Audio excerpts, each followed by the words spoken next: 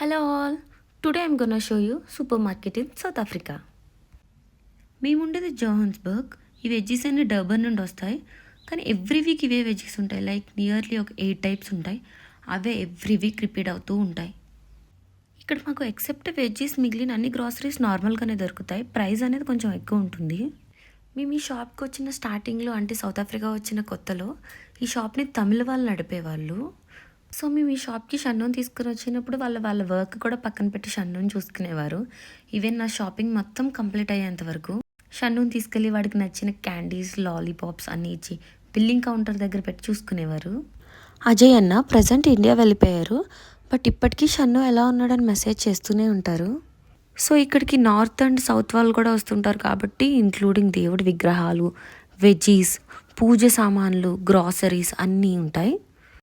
కొన్ని different types of veggies ఉంటాయి, అంటే అవి తమిళనాడు వాళ్ళు ఎక్కువ తింటారంట. అలానే నార్త్ వాళ్ళకి రిలేటెడ్లో కూడా రెడీ టు కుక్ ఐటమ్స్ చాలానే ఉంటాయి.